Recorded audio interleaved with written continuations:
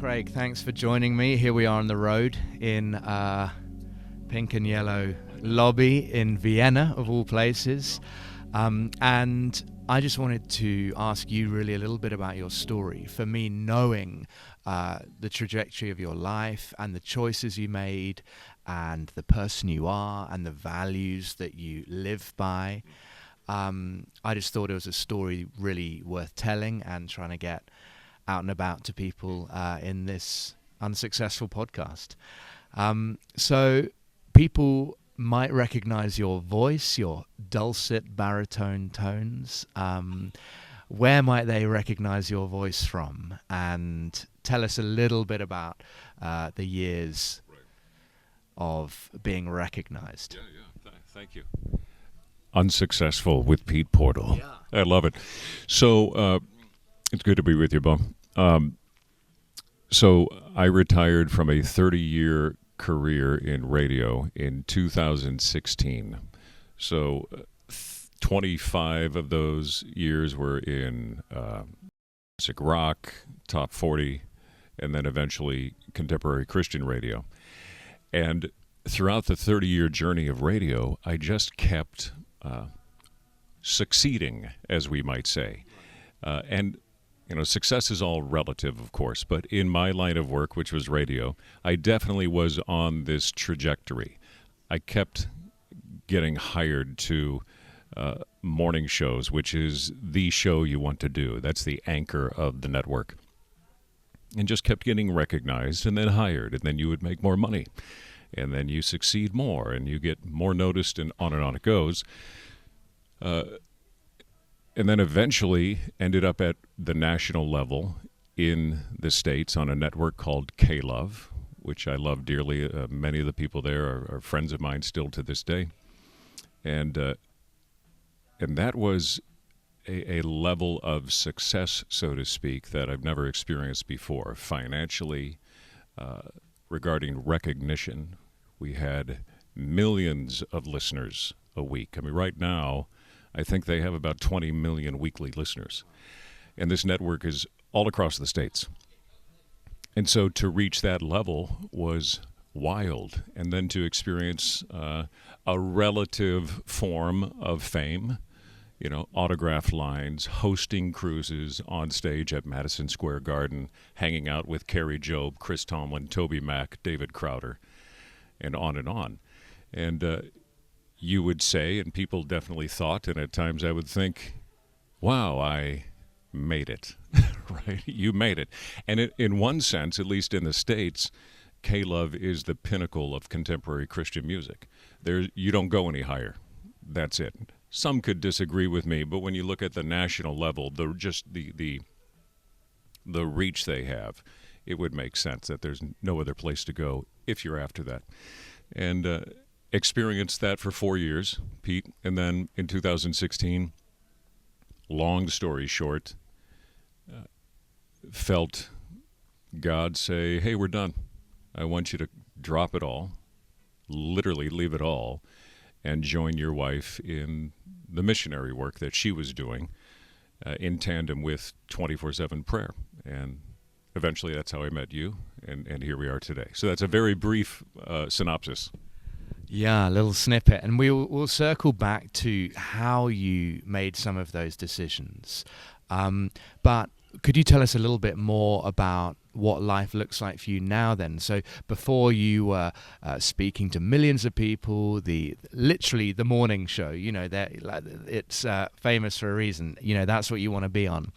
And people... I remember you came into Manenberg and an American guy said, where do I recognize this guy's voice from? And I said, oh, you might know him from K-Love. He goes, that's right. He was the voice of my morning for however many years, you know. Yeah. And this was in Manenberg, South Africa. So, yeah, we'll get to how you made that decision to follow Chris into the mission field. But what does life look like for you now then, in contrast to how it used to look when you were, quote, successful? That's a good question. How does it look now? It's been a constant journey of me being comfortable with severe lack of recognition, right? The invitation to obscurity. So I would say it looks like the first phrase that comes to mind, Pete, is in secret, where before everything was out. It was all published.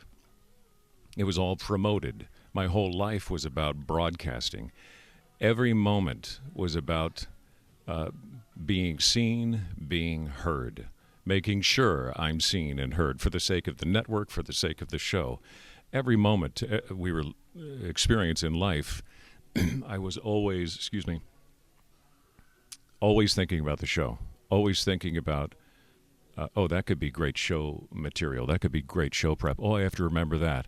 Encounter an incredibly, on one hand, sad story, and then the movement of God in that story, and then I would respond with compassion, but I would also maybe objectify and exploit it a little bit, because then I'm like, oh, that's gold.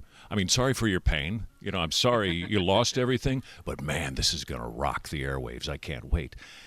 I would do that, and so now coming out, and frankly, Pete, having gone through an 18-month massive identity crisis when I left radio, I expected it, but I didn't know how deep it would go. An absolute disintegration of what I knew. So now it's, the words I would use is pleasant, obscurity, unrecognizability, and secrecy. Does that make sense? Yeah. Totally. And so you've gone in the opposite direction of the sort of trajectory of the world, the upward mobility of promotions, reach, noise, numbers, influence, power, to really kind of follow Chris, your wife, around the world. You've just come from training pastors in sensitive regions of the world, and are studying and practicing spiritual direction, which is a world away from the noise and the glitz and the glam of radio, numbers, Madison Square Gardens, and all the rest of it. So can you tell me a bit about what was one of my favorite quotes from Henry Nouwen was, he was talking about, everyone was saying that I was doing really well after 25 years in academia. And he said, but the same thing that they said was making me successful was actually making my soul sick. Do you have any kind of examples of that in your own life, where maybe on the outside it all looked successful, it all looked very Christian, it all looked very, it wasn't, not sort of snorting coke off the sort of boardroom, maybe you were, but, but looking all very wholesome and kingdom and like God is blessing you, but actually something going on in your soul that was more deformative. Yeah. I think so. I think there was something happening because and it was present enough to enable me to pay attention to, I think there's a shift coming. I think there's an invitation to leave the six-figure salary, the hosting the top-tier cruises and matching 401k, and that doesn't make sense in the natural mind. Why, in this day and age, economically and so forth, why would I leave that? Especially, I left when I was 50. Why do you leave that at 50? And I'm just getting started, really. So there was something inside me moving, and I think part of it, Pete, I wonder if part of it was, so you're a success. You've risen to the top of your game. And then the question is, possibly, but what does this mean? And so I wonder, and I think part of me is still unpacking this because it's been 7 years now. I wonder if there was a search, a desire for meaningfulness. You can do something, but then the question is, but what does it mean, right? And so I was doing stuff, and people would call it successful, and there was a time where I would call it and feel the success of it. Success is really you have a goal and you achieve it. Just a basic, fundamental description of success. You have a goal. You want to get it, and you actually one day get it, and you're there. And then a follow-up question is, and now what? So I wonder if somewhere on the journey, by God's grace, I was starting to feel the meaninglessness of it. And I'm not saying it was meaningless for others. I don't hold it judgmentally like that.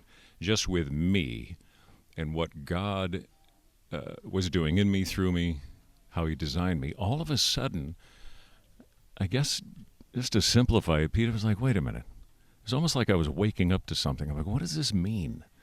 You know, maybe you've heard in certain circles, you know, the grace has lifted. Have you ever, you know what I'm saying? Yeah. I don't know what that means. And then it's part of me, it's just a fancy spiritualized way of saying, why am I not content anymore? Why am I not seemingly happy anymore? What is happening? Because I'll put this in the form of a question. Don't we associate success with happiness? Right. I was successful. I can say that. But there was a decreasing happiness. That's intriguing. Well, which begs the question then, for a follower of Jesus, what constitutes success, and how does that differ to what the world tells us is success? How do you think Jesus defines success? My first answer is I don't know. Now, my second answer, you know, what a big question. How does Jesus define success? I'm going to go with my first gut response. When you asked that question, Pete, the first thing I thought was Matthew 5:3. Blessed are the poor in spirit. Theirs is, not shall be. Wow, I could get emotional over this. Theirs is the kingdom. That's a profound statement. And what if this poverty of spirit, if we want to stay in the line of what is success and what is not success, because success is relative. But I have a point here. When I look at Matthew 5:3, and Jesus says, you know, I mean, we all want the kingdom, right? And here he highlights who gets it. Blessed are the poor in spirit. Let's put it in successful terms. They will be successful in attaining the kingdom. The kingdom is theirs. And who are the poor in spirit? Maybe one idea is it's this among many things. Those who realize they have a transcendental neediness that they cannot do a damn thing about. And we reach points of success, pinnacles of success, and then what if one of the things that happens is all of a sudden we realize this, dude. Oh my God, I still have need. I still have need.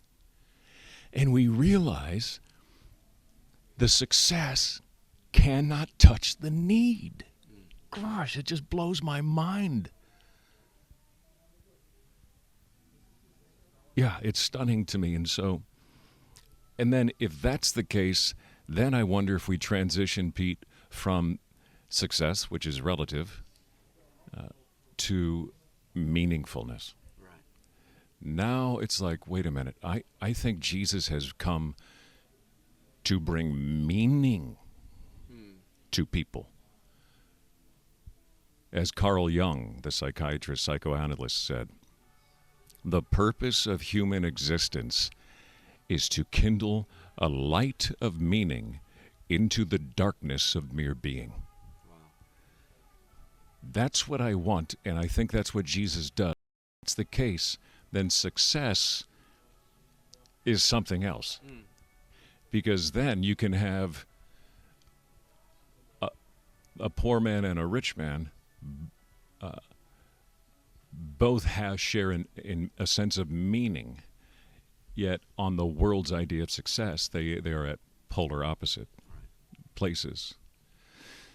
So I get really emotional about it because it's still unfolding in me.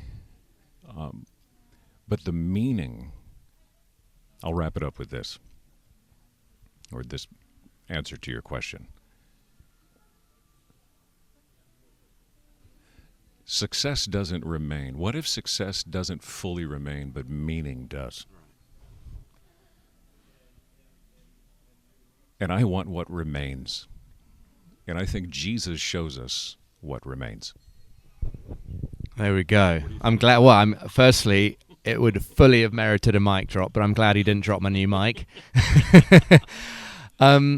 So yeah, so even the concept of success seems kind of antithetical to the kingdom that Jesus lived and preached. So we're trying to almost fit a square peg into a round hole. He's like, guys, it's a poverty of spirit. It's a hungering and thirsting for righteousness. And his disciples are like squabbling as to who's going to be closest to him, right? Or it's him saying, Jesus saying, the kingdom of God belongs to the children, to such as these. And the disciples ushering them away because their behavior is not conducive to a spiritual moment with the rabbi. And so as you think about success as meaning and meaningfulness, then that actually invites you to a faithfulness following Jesus, not because he's the dealer handing out doses of meaning and you need your next fix. That's not it. And I think the church often, with our events-based mentality, it is come and get topped up and come and get your wham bam, Holy Spirit encounter. It's not that. It's an incremental kind of mining the depths, isn't it? That you can have as much of him as you're willing to dig. And so there's more meaning the deeper Craig will dig. And that leads you to a faithfulness in digging, yes, as it were. I love that. And so all of that then wraps it up in external outputs, completely unnecessary, optional at best, because success is not what you are achieving. Success is the person you are becoming as you faithfully follow the meaning that Jesus brings to your life. Okay, we've nailed it. That's it. Great, brilliant. Boom. So, I think that's amazing. That was so good. And so, therefore, what, Craig, would you say? What would you speak into culture, into specifically culture that calls itself Christian, but is often just a bit of a shoddy version of secular or worldly culture, where the church is trying to kind of follow the trends or fads of culture, and sort of, again, like fit that square peg into the round hole? What would you say to people who are grappling around the calling of God on their life, or the pressure of comparison, or the fact that you can get any smartphone and scroll and see people's lives either that seem better than yours or seem worse than yours, and one elicits despondency and the other pride? Wherever we look, there's pressure. What would you say to people grappling with any and all of those questions? You do a great job, dude. Oh, thanks. I love your questions. Thanks very much. Freaking brilliant. Seriously, man. I'd love to do a radio show with you, but I'm done with that. Yeah, but exactly. Such good questions. I just have to, we're rendered to, let us not be led astray in our minds from the simplicity and purity of devotion to Christ, 2 Corinthians 11:3. So I have to look at Jesus. So what is meaningful to Jesus? It's interesting. He said, I came that you might have life, not success, but life. In him was life, and this life is the light of men. So I would want to ask you, what is it that gives you life, and what does it look like for you to leave life with others, to embody life? I know that's a little mystical ideas, but if we think of, as I said before, I alluded to the idea of that success doesn't remain meaningful. What if meaningfulness does? And then we look at Scripture. Well, what remains according to Scripture? Faith, hope, and love remains. Above all, love, right? And so when people ask about what, I was just with a bunch of persecuted believers in a region in this world just last week. Many of them were asking, what is my calling? And I had no problem interrupting them and saying, no, I already know what you're calling. They say, really what? And I said, it's to love. Our vocation is to love. Saint Augustine said, love and do as you will. If you are loving, which is the only thing that remains, which also can mean it's the only thing that has full meaning, that means if you're doing the dishes or raising the dead, if it's the will of God, the pay is the same. Whether you're on a national talk show radio, whether you're doing a podcast here where you're taking out the trash. You never know, millions of That's true, that's true.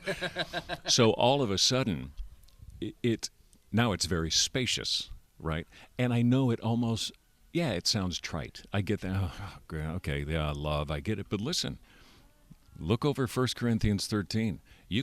It's almost like Paul in 1 Corinthians 13. Correct me if I'm wrong, but it's almost like he's highlighting what success could look like, right? If you have faith to move mountains, if you have all this knowledge to speak words, if you can perform miracles, right? We would call that, wow, he's a success, right? It's even the guys in Matthew chapter 7. Hey, we cast out demons, we prophesied, and they did accurately, and we healed the sick. What are they doing? When they're, in a sense, could they be listing off their successes? And yet Jesus says, I don't know you. Depart from me. The things you did, I did not authorize, you workers of lawlessness. So what if it's true that those who love are born of God, and God is love, and love is the only thing that remains, and therefore it's the only thing that has full meaning, meaningfulness. And since you are love, you are born of God, therefore your very presence and identity first is meaning. Like you, apart from what you do, mean something. Right? Because let's get real. Oftentimes we're trying to achieve, we're trying to have success, because then out of success, now that means something about us. Oh, now I mean something. Well, no, what if you've always meant something?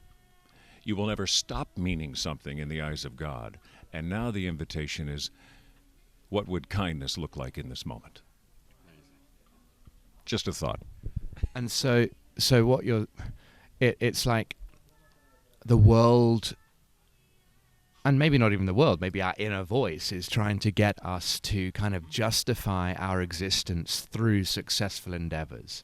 And that is the exact opposite of the kingdom of God. Yes, you nailed it. But, okay, final question, You Craig. nailed it. That was it's a great summary. Oh, thanks. Well, Seriously. I've written a book on this stuff. It's almost as if I thought about it a bit, Okay, so final question. Be honest, do you ever miss it? Does obscurity come naturally to you, this dying of the flesh? Don't you miss those moments, the adrenaline, the big events, the noise, Yeah, great question. I'd say it's been 7 years. The first 4 years I missed it. The first 18 were hell. In that moment, it was God with his kindness saying, Craig, there's a large part of you that's just ego delusional and full of juvenile, grandiose BS. And I love you, and we're going to work through that. My ego missed it desperately. Of course, my pocketbook missed it desperately, to be honest. And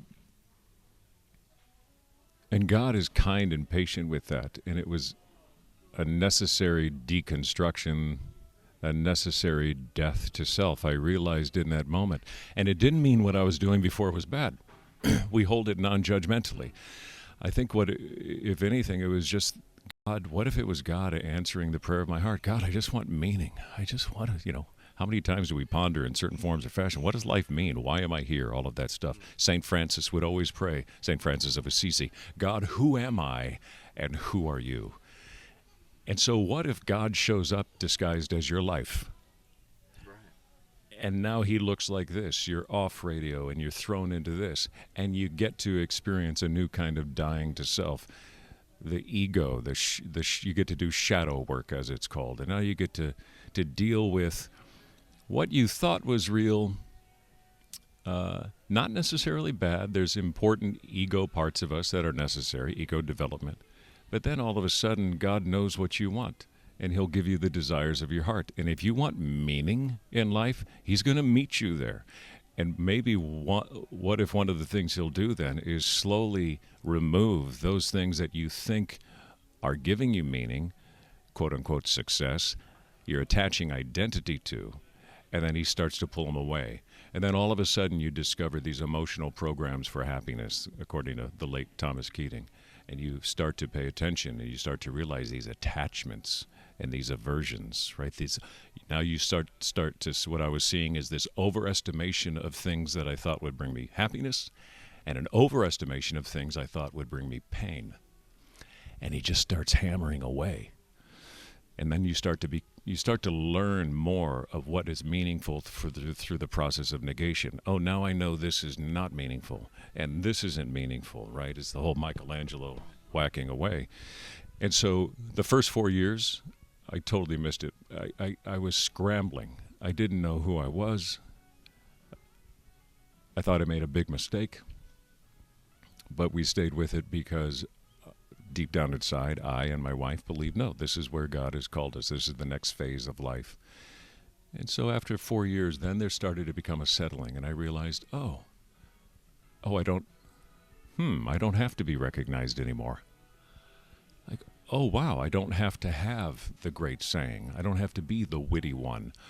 Oh, my goodness. What if I'm allowed to be silent and unrecognizable and dwell comfortably in obscurity, knowing that I am seen and heard by God? Oh, my goodness. Dude. And then all of a sudden I felt, not all of a sudden, 4 years later, it's like I felt a weight. It was like this. And I was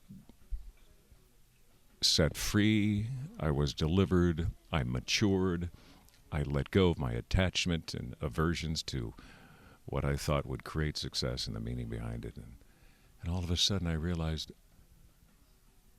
oh my goodness, I mean something. I could cry, dude. It's like all of a sudden, it was like, wow, I actually mean something to God. And I can kindle a light of meaning into the darkness of mere being to someone else. And no one has to watch. It doesn't have to be broadcast. I don't have to post it. It doesn't have to be shared. It doesn't have to go viral. The Father who sees in secret will reward. Yeah, I have goosebumps. So good. So it emerges that his yoke really is easy. Great summary, easy and light. And he says, I love how you brought that up. Jesus in that context, he says, learn of me, which thank God for that word, because that means we are only and ever learning, practicing, and becoming. Right. And the thing is, he'll let you learn that lesson again and again and again so that you may be conformed unto his image, the likeness of God's dear Son. So well said. It is. His yoke is easy and light.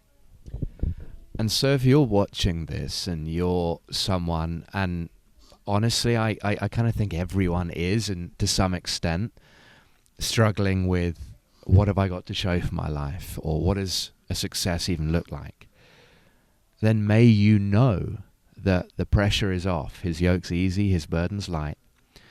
And what he's done and is doing in Craig's life, he can do in yours. So thanks for listening, and thanks for being here, Craig. Thanks. You did a great job, dude.